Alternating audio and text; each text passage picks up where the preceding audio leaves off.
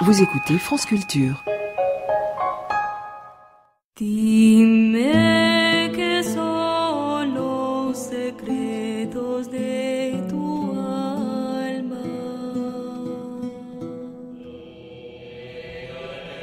Dime cuál es el camino de tu divino amor. Les Racines du Ciel, une émission de Frédéric Lenoir, avec la participation de Lélie Anvar, réalisée par Ghislaine David, préparée par Marie Dalquier, avec à la technique Waomin.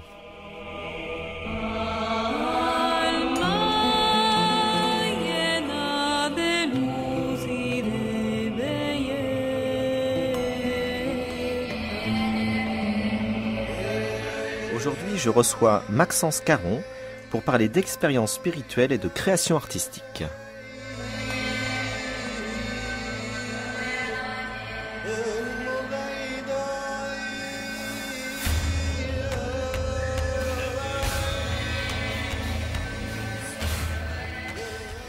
Maxence Caron, bonsoir. Bonsoir. Alors vous êtes agrégé de philosophie, docteur ès lettres, poète, musicien, pianiste. Vous êtes très jeune, vous avez 35 ans, vous êtes lauréat de l'Académie française et vous venez de publier plusieurs ouvrages qui touchent au sujet du jour. Donc le Chant du Veilleur, poème symphonique édité chez Via Romana. Et puis vous avez également publié Page, le sens, la musique et les mots chez Séguier. Donc vous êtes un philosophe qui vous intéressait beaucoup à l'expression artistique, notamment la poésie et la musique, puisque vous pratiquez ces deux arts. Mais je voulais tout de suite vous poser une question sur votre ouvrage Le Chant du Veilleur. Vous avez écrit donc en sous-titre poème symphonique, et poème vous l'avez écrit avec un tréma sur le E. Je voulais en savoir la raison. Oui, ce n'est pas du snobisme calligraphique ou même, je dirais, lithographique à ce point-là. Parce que l'Académie française sera pas contente. Ça dépend. Si on prend l'Académie du 19e, elle le tolérera. Non, simplement, je voulais que l'on retrouve la graphie grecque, l'origine grecque du mot. Le poiein en grec, c'est l'acte de faire venir au jour un contenu, de l'arracher véritablement au néant dans lequel il se trouve. Et de fait, l'acte verbal, c'est celui d'arracher au mutisme dans lequel les choses se tiennent, grâce à la parole humaine, eh bien, un contenu. Et cet acte a lieu en réponse à quelque chose, à une question qui définit véritablement la nature d'homme. La nature d'homme est de répondre à un mystère, à une question qui est la question pourquoi suis-je précisément un objet de question. Et donc pourquoi écrire poème de cette façon ? Eh bien non, pas du tout parce que j'ai envie d'adopter une attitude guindée, mais précisément pour rappeler que le poème est cet acte beaucoup plus important que de fabriquer des rimes, de les faire uniquement résonner, ou bien qu'on n'est pas dans l'art du madrigal ou de la petite piécette pour faire plaisir à Ghislaine. Pas du tout, mais le but est vraiment d'arracher quelque chose parce que notre condition est là pour un vis-à-vis avec le mystère. Mais poème, quel est le sens précis chez les Grecs du mot ?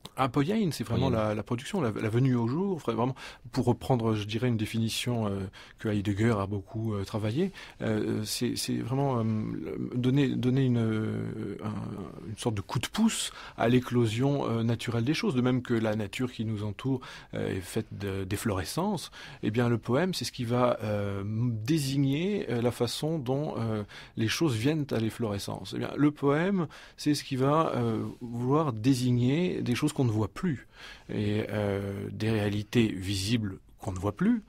C'est pour ça qu'il y a beaucoup de poèmes. Chez Apollinaire, il y en a quelques-uns. Il y en a un chez Rimbaud qui commence par « il y a ». Il y a, un terme tout à fait banal de la langue, mais quand un poète vous dit « il y a ceci, il y a cela, il y a telle chose, etc. », eh bien, c'est uniquement pour rappeler le regard à des réalités vis-à-vis desquelles nous n'avons absolument plus, ou nous avons perdu toute admiration. Et ce simple acte poétique, eh bien, est tout simplement un éveil de notre regard à cette admiration que nous avons perdue, à ce miracle permanent. De la vie, de l'être. Oui, Saint Augustin avait l'habitude de dire à ses ouailles que, évidemment, les chrétiens admiraient les miracles. Évidemment, admirer un miracle, étymologiquement, c'est un pléonasme, mais qu'il fallait aussi admirer les miracles que le Seigneur faisait dans la nature. C'est-à-dire que certes, à Cana, il avait changé l'eau en vin, toute la journée, je dirais, il change l'eau en vin, puisque la pluie tombe dans la terre, que la terre fait pousser le raisin, que le raisin devient du vin, etc. Donc le poète, ce serait peut-être celui qui fait renouer le regard avec le miracle. Alors, pour les choses visibles, c'est une certaine manière, évidemment, d'avoir un rapport aux choses visibles, un rapport renouvelé, constamment renouvelable, mais également pour les choses invisibles, les choses qui permettent à l'homme d'être une parole, une conscience et d'être un regard, eh bien, ce serait une manière de tourner le regard vers le regard et de dire il y a, mais de dire aussi il y a ce qui nous permet de dire il y a. Il y a en nous une capacité de voir les choses éclore et cette capacité, c'est tout simplement la pensée. Et le poème avec ce tréma, c'est une manière de dire que nous pouvons voir les choses émerger et nous pouvons aussi voir les choses dans l'espace qui leur permet d'émerger. Et quel est cet espace? Et pourquoi le poème n'irait pas chercher à dire l'espace verbal dans lequel lui-même peut rendre verbal les réalités qui l'entourent? Alors, donc, sur cette idée que vous rappelez que il y a cet étonnement, finalement, cette admiration qu'on perd et que la poésie est là pour nous redonner ce sens du regard sur la beauté du monde, sur le miracle de la vie. Ça rejoint effectivement ce que disaient Platon et Aristote, c'est que l'étonnement est au début de la philosophie. Ça rejoint ce que vous venez de dire, c'est qu'à partir de cet étonnement, de ce regard sur le visible, on se pose des questions aussi vers l'invisible, c'est-à-dire vers des choses plus mystérieuses, sur l'énigme de l'existence finalement. D'où finalement peut-être le fait que en philosophie, la poésie a précédé le langage philosophique à proprement parler, comme déjà une matrice de tout ce questionnement philosophique, puis qui a tiré chez les Grecs, en tout cas, toute sa sève dans les poèmes d'Hésiode, d'Homère, etc. Oui, et puis il y a aussi les présocratiques. Parménide a écrit un poème, Héraclite a choisi une forme de profération philosophique qui était extrêmement particulière, qui était très littéraire. Platon, on ne peut quand même tout de même pas le classer parmi les philosophes pour qui les lettres étaient totalement étrangères, même s'il a des positions très précises sur la place du poète. Mais enfin, le poète qu'accuse Platon, c'est le poète qui pratique une poésie qui n'est pas celle de l'essentiel. Et il veut faire revenir des poètes qui seraient des poètes qui auraient goûté à l'absolu. Et ces poètes de l'absolu, je pense que si Platon avait croisé Claudel, il aurait été ravi de le faire venir dans la République idéale. Mais s'il avait croisé... Des poètes qui se sont libérés des chaînes de la caverne, qui ont contemplé la vérité. Alors, je pense que s'il avait croisé Platon, s'il avait croisé Claudel, ça aurait été ça. Bon, s'il avait croisé Saint-Amand, je ne sais pas si... bon, évidemment, disons que... mais bon, en tout cas, pour vous, il n'y a pas d'opposition entre la posture philosophique et la posture poétique. C'est-à-dire le poète peut dire les choses, la réalité dans une profondeur très grande, très juste, à travers un langage plus imagé, plus symbolique. Alors, c'est-à-dire que la philosophie a un langage qui lui est propre et qui s'est développé à travers l'histoire, mais il est temps qu'elle réfléchisse sur ce propre langage. Alors, j'ai commis un livre beaucoup trop gros pour être lu, mais qui m'a permis, moi, d'y voir plus clair. Il s'appelle La vérité captive, qui a été écrit en 2005, mais qui a été publié en 2009, et qui se terminait par un poème. Et la chose, pour en parler très rapidement, le livre commençait par une apocalypse, continuait par un traité philosophique, et pas à pas conduisait vers la poésie au fur et à mesure que la vérité apparaissait.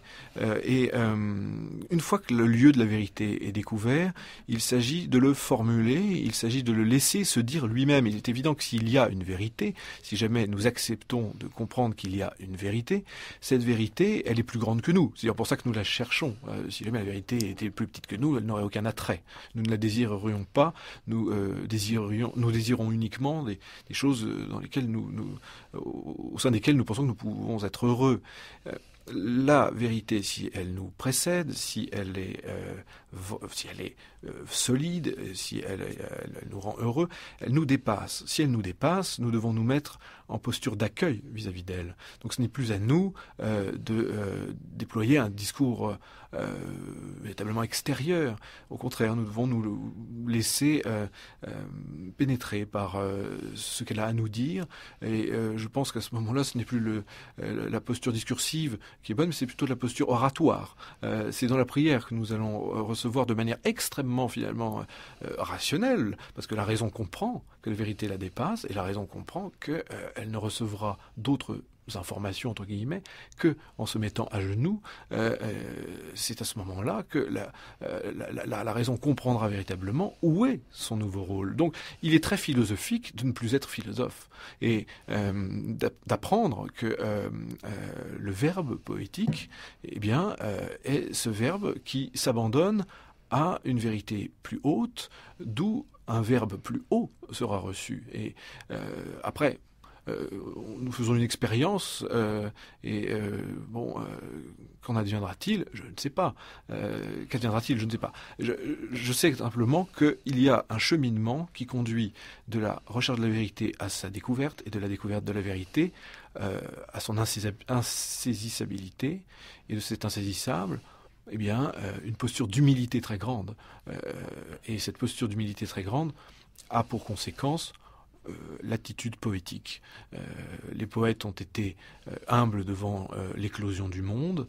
Il faut qu'ils soient également humbles devant ce qui leur permet les capacités intimes, les capacités de conscience, les capacités de pensée qui leur permettent de voir ce monde éclore. Bref, humble devant son intériorité, humble devant ce que l'intériorité peut recueillir de ce qui la dépasse. Là, à ce moment-là, la poésie trouve un nouveau terrain, et c'est ce terrain qui doit être exploré. Le « il y a » se déplace, je ne regarde plus fleurir avec admiration le monde qui m'entoure, je regarde fleurir le monde qui m'imprègne, et le monde de mon intériorité. Et je regarde naître ce que saint Augustin appelait je regarde naître au fond de moi la présence de l'être intérieur. Alors là, on est au cœur de notre sujet, sur le lien entre expérience intérieure, expérience spirituelle, expérience mystique pour certains, et création artistique. Comment, à partir de cette expérience intérieure, on va chercher à dire de manière symbolique, à travers la musique, à travers la peinture, à travers la poésie. Je crois que c'est le moment de dire peut-être un petit mot de votre propre itinéraire, puisque on sent bien en vous écoutant que vous avez vécu une expérience intérieure spirituelle forte.